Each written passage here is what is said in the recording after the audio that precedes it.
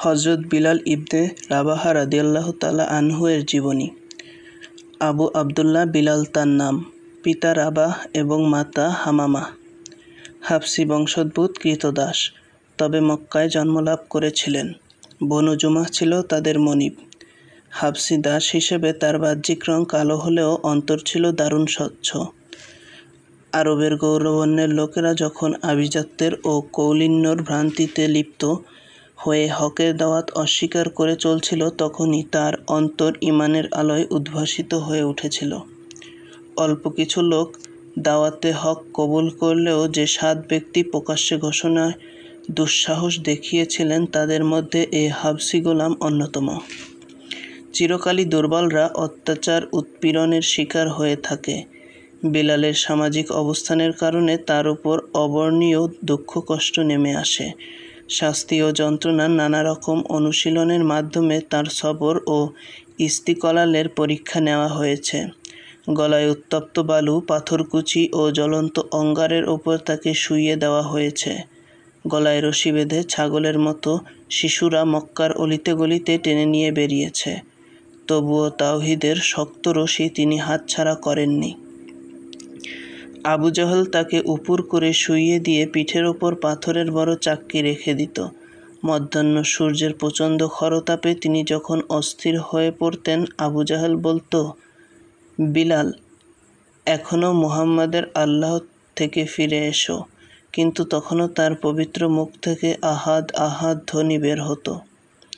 অত্যাচারী মুশরিকদের মধ্যে উমাইয়া ইবনে খালফ ছিল সর্বাধিক উৎসাহী।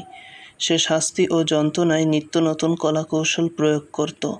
নানা রকম পদ্ধতিতে সে তাকে কষ্ট দিত। কখনো গরুর খাঁচা চামড়ায় তাকে ভরে, কখনো লোহার বর্ম পরিয়ে উত্তপ্ত রোদে বসিয়ে দিয়ে বলতো, তোমার আল্লাহ লাত ও উজ্জাহ। কিন্তু তখনও এ তাওহীদ প্রেমিক লোকটির জবান থেকে আহাদ আহাদ ছাড়া আর কোনো বাক্য বের হতো না। মুশরিকরা বলতো, তুমি আমাদের কথিত শব্দগুলোই উচ্চারণ করো। তিনি বলতেন, আমার জবান ঠিক মতো তোমাদের শব্দগুলো উচ্চারণ করতে পারে না। প্রতিদিনের মতো সেদিনও হযরত বিলালের ওপর বাথা উপত্যকায় অত্যাচারের স্টিম রোলার চলছিল। ঘটনাক্রমে হযরত আবু বকর সিদ্দিকও সেই পথ দিয়ে যাচ্ছিলেন। তিনি দারুণ মর্মাহত হলেন। মোটা অঙ্কের অর্থ বিলালের মনিবকে দিয়ে তিনি তাকে আজাদ করে দেন। এ খবর শুনে রাসূল সাল্লাল্লাহু আলাইহি সাল্লাম বলেন, আবু বকর, আমাকেও তুমি এ কাজে শরীক করে নাও। তিনি আরজ করলেন, ইয়া রাসূলাল্লাহ, আমি তো তাকে আজাদ করে দিয়েছি। মক্কা থেকে হিজরত করে মদিনায় তিনি হযরত সাদ ইবনে খুসাইমা রাদিয়াল্লাহু তাআলার অতিথি হলেন। হযরত আবু রুহাইয়া আব্দুল্লাহ ইবনে আব্দুর রহমান খাসআমী রাদিয়াল্লাহু তাআলার সাথে তার ভ্রাতৃত্ব সম্পর্ক স্থাপিত হলো। তাদের দুজনের মধ্যে গভীর সম্পর্ক সৃষ্টি হয়। দ্বিতীয় খলিফা হযরত উমর ফারুকের সময় হযরত বিলাল সিরিয়া অভিযানে অংশগ্রহণের সিদ্ধান্ত নিলেন। খলিফা উমর রাদিয়াল্লাহু তাআলা জিজ্ঞেস করলেন, বিলাল, তোমার ভাতা কে উঠাবে? জবাব দিলেন আবু রুহাইয়া। রাসূল সাল্লাল্লাহু আলাইহি ওয়াসাল্লাম আমাদের দুজনের যে ভ্রাতৃ সম্পর্ক কায়েম করে দিয়েছিলেন, তা কখনো বিচ্ছিন্ন হতে পারে না। হিজরতের আগ পর্যন্ত মক্কায় ইসলাম ছিল দুর্বল। হিজরতের পর মদিনাবাসী তা সবল হয়ে দাঁড়ায়। এই মাদানী জীবনের সূচনা থেকে ইসলামী আচার আচরণ ও সাংস্কৃতিক কর্মকাণ্ডের মূল ভিত্তির স্থাপনা শুরু হয়। মসজিদ প্রতিষ্ঠা, 5 ওয়াক্ত নামাজ এবং নামাজের জন্য আজানের প্রচলন হলো। হযরত বিলাল প্রথম ব্যক্তি, আজানের দায়িত্ব যার উপর অর্পিত হয়। বিলালের উচ্চ ও হৃদয়গ্রাহী আজান ধ্বনি শুনে নারী, পুরুষ, কিশোর, যুবক, বৃদ্ধ নির্বিশেষে কেউ ঘরে স্থির থাকতে পারত না। মসজিদে তাওহীদের ধারক বাহকদের ভিড় জমে উঠলে তিনি রাসূল সাল্লাল্লাহু আলাইহি ওয়াসাল্লামের দরজায় গিয়ে আওয়াজ দিতেন, হাইয়া আলাস সালাহ, হাইয়া আলাল ফালাহ, আসসালাহ ইয়া রাসূলুল্লাহ। হে আল্লাহর রাসূল, নামাজ উপস্থিত। রাসূল সাল্লাল্লাহু আলাইহি ওয়াসাল্লাম বেরিয়ে আসতেন। বিলাল তাকবীর দিতেন। কোনো দিন হযরত বিলাল মদিনায় উপস্থিত না থাকলে হযরত আবু মাহজুরা এবং হযরত আমর ইবনে উম্মে মাকতুম রাদিয়াল্লাহু তাআলা তার দায়িত্ব পালন করতেন। বিলাল রাদিয়াল্লাহু তাআলা সাধারণত সুবহে সাদিকের হওয়ার আগেই ফজরের আজান দিতেন। এ কারণে সকালে দুবার আজান দেয়া হতো। শেষের আজান দিতেন আমর ইবনে উম্মে মাকতুম রাদিয়াল্লাহু তাআলা। এজন্য রমজান মাসে হযরত বিলালের আজানের পর পানাহার জায়েজ ছিল। রাসূল সাল্লাল্লাহু আলাইহি ওয়াসাল্লাম মদিনায় অবস্থান বা সফরের সময় উভয় অবস্থায় বিলাল ছিলেন তার বিশেষ মুয়াজ্জিন। একবার রাসূল সাল্লাল্লাহু আলাইহি ওয়াসাল্লাম কোনো এক সফর পথে চলতে চলতে রাত হয়ে গেল। সাহাবাদের কেউ কেউ আরজ করলেন, ইয়া রাসূলুল্লাহ, এখানে কোথাও রাত্রি যাপনের জন্য তাঁবু গাড়ার হুকুম দিলে ভালো হতো। রাসূল সাল্লাল্লাহু আলাইহি ওয়াসাল্লাম বললেন, আমার ভয় হচ্ছে ঘুম তোমাদের নামাজ থেকে উদাসীন করে না দেয়। হযরত বিলাল সকলকে ঘুম থেকে জাগিয়ে তোলার দায়িত্ব নিলেন। রাসূল সাল্লাল্লাহু আলাইহি ওয়াসাল্লামের অনুমতি পেয়ে সবাই তাঁবু গেড়ে বিশ্রামে গা এলিয়ে দিলেন। এদিকে বিলাল রাদিয়াল্লাহু তাআলা অধিক সতর্কতার সাথে হাওদার কাঠের সাথে হেলান দিয়ে সুবহে সাদিকের প্রতীক্ষায় থাকলেন। কিন্তু ঘটনাক্রমে এ অবস্থায় তার চোখ বন্ধ হয়ে এলো এবং গভীর ঘুমে এমন অচেতন হয়ে পড়লেন যে সূর্যোদয়ের আগে আর চেতনা ফিরে এলো না। রাসূল সাল্লাল্লাহু আলাইহি ওয়াসাল্লাম ঘুম থেকে জেগে সর্বপ্রথম বিলালকে জিজ্ঞাসা করলেন, তোমার দায়িত্ব পালনের কি হলো? বললেন, ইয়া রাসূলুল্লাহ, আজ আমি এমনভাবে ঘুমিয়ে পড়েছিলাম যে এমনটি আমার সাধারণত হয় না। রাসূল সাল্লাল্লাহু আলাইহি ওয়াসাল্লাম বললেন, আল্লাহ যখন ইচ্ছা তোমাদের রূহ অধিকার করে নেন, আবার যখন ইচ্ছা তা ফিরিয়ে দেন। উঠে আজান দাও এবং লোকদের নামাজের জন্য সমাবেত করো। হযরত বিলাল রাদিয়াল্লাহু তাআলা প্রধান সকল যুদ্ধেই শরীক ছিলেন। বদর যুদ্ধে তিনি ইসলামের এক মস্ত বড় দুশমন উমাইয়া ইবনে খালফকে হত্যা করেন। মক্কায় যারা বিলালের ওপর নির্যাতন চালাতো, এই উমাইয়া ছিল তাদের অন্যতম। মক্কা বিজয়ের দিনে তিনি রাসূল সাল্লাল্লাহু আলাইহি ওয়াসাল্লামের সঙ্গী ছিলেন। রাসূল সাল্লাল্লাহু আলাইহি ওয়াসাল্লামের সাথে তিনিও কাবার অভ্যন্তরে প্রবেশের সৌভাগ্য লাভ করেন। রাসূল সাল্লাল্লাহু আলাইহি ওয়াসাল্লামের নির্দেশে কাবার ছাদের উপর দাঁড়িয়ে তিনি আজান ধ্বনি উচ্চারণ করেন। রাসূল সাল্লাল্লাহু আলাইহি ওয়াসাল্লামের ওফাতের পর হযরত বিলাল রাদিয়াল্লাহু তাআলা তার প্রতি সর্বাধিক ইহসানকারী ব্যক্তি হযরত সিদ্দিকে আকবর রাদিয়াল্লাহু তাআলার নিকট আরজ করলেন, হে আল্লাহর রাসূলের খলিফা, আপনি কি আমাকে আজাদ করেছেন আল্লাহর ওয়াস্তে না আপনার সঙ্গী বানানোর উদ্দেশ্যে? তিনি বললেন, আল্লাহর ওয়াস্তে। বিলাল বললেন, আমি রাসূল সাল্লাল্লাহু আলাইহি ওয়াসাল্লামের মুখে শুনেছি মুমিনের উত্তম কাজ হচ্ছে আল্লাহর পথে জিহাদ করা। এ কারণে আমি চাই এই মহান কাজটিকে আমার জীবনের অবিচ্ছেদ্য অংশে পরিণত করতে। হযরত আবু বকর রাদিয়াল্লাহু তাআলা বললেন, বিলাল, তুমি আমার থেকে দূরে চলে গিয়ে বিচ্ছেদ বেদনায় আমাকে কাতর করে তোলো না। হযরত আবু বকরের আবেদনে সাড়া দিয়ে তার জীবদ্দশায় বিলাল কোনো যুদ্ধে অংশগ্রহণ করেননি। হযরত আবু বকরের পর খলিফা হযরত উমর। বিলাল তার কাছেও অনুমতি চাইলেন জিহাদে অংশগ্রহণের। প্রথম খলিফার মতো দ্বিতীয় খলিফা তাকে ঠেকিয়ে রাখতে চাইলেন, কিন্তু তার অত্যাধিক উৎসাহ ও অনমনীয় মনোভাব দেখে খলিফা উমর তাকে যাওয়ার অনুমতি দিলেন।